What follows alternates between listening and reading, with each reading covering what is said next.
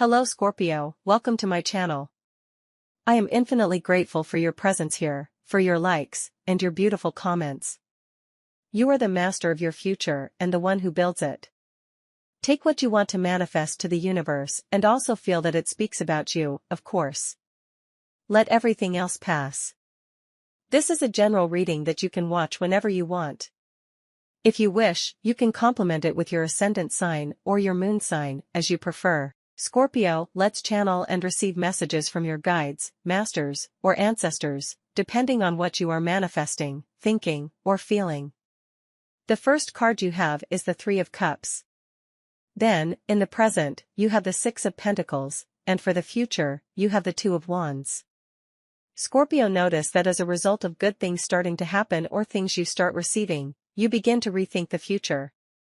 The Two of Wands shows me a decision-making process now taking into account the new things being added. Positive things are happening to you, and your cards, in one way or another, are asking you to identify, recognize, enjoy, and assimilate them. Also, give yourself time to understand that these things happening are well-deserved. Sometimes we think good things happen by luck or that they are superficial and fleeting. There's even a saying, easy come, easy go. This implies that happiness is temporary and that the fundamental state of life is sacrifice and effort. But in reality, both sacrifice and effort, as well as happiness, are energies that come and go. It's not about living in an eternal flow of hard work with happiness touching us occasionally. The cards suggest that when it's time to enjoy, enjoy fully. Pause your obligations in your mind and allow yourself to integrate these emotions. I understand it's not easy, it's one of the hardest things, to let go of anxieties and live in the present, but you can do it. The Three of Cups and Six of Pentacles indicate that you receive gifts, Scorpio, and give gifts. I see parties, birthdays, some kind of graduation, or a special gesture you want to have with someone. Consequently, it's very possible this will return to you. There's good karma here, a circumstance expressed through a gift, something materially significant that returns to your life. Thanks to these good things happening to you, you start to appreciate and value them more. This leads you to think differently. The Two of Wands indicates a new decision-making process or reorganization in some important aspect, suggesting that it's time to reassess.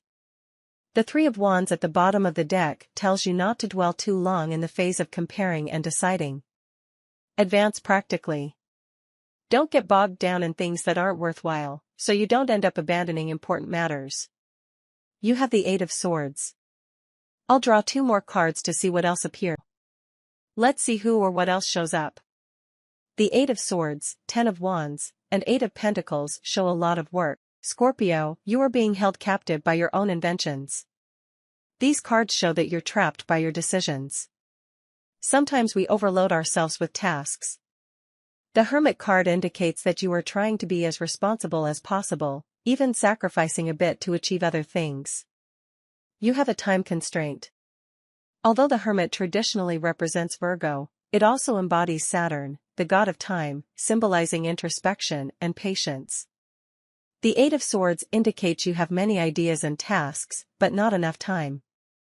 This isn't about age, but about the 24-hour day. You say, I wake up at this time, then I have to do this and that, referring to your routine. If you want to pursue something new, you'll need to reorganize your time. The Eight of Pentacles shows that talent isn't the issue, but the lack of time.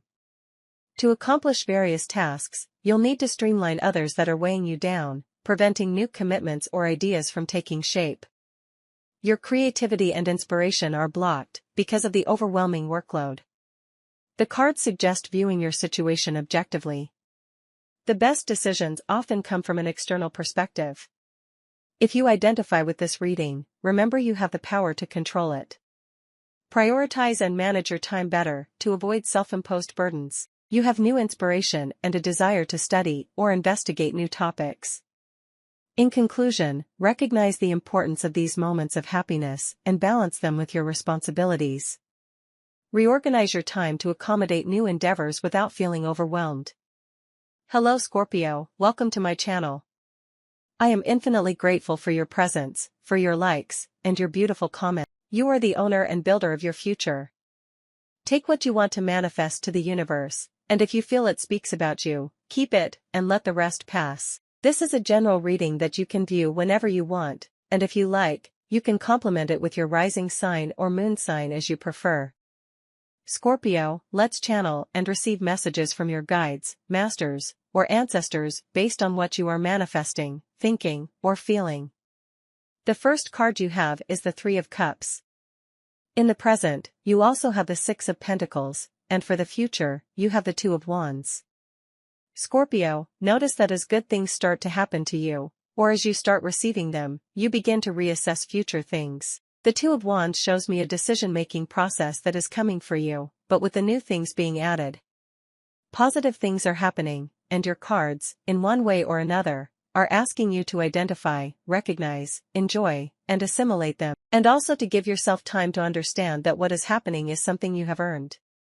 Sometimes we think that good things come by luck or are superficial, and that they might disappear just as quickly.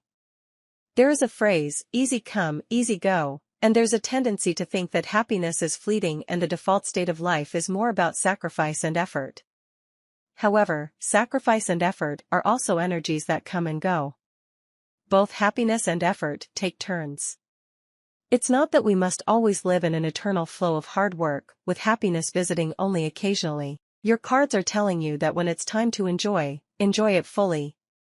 Pause your obligations in your mind and allow yourself to integrate these emotions. I understand it's not easy, it's one of the hardest things to let go of anxieties and live in the present. You are capable of doing it.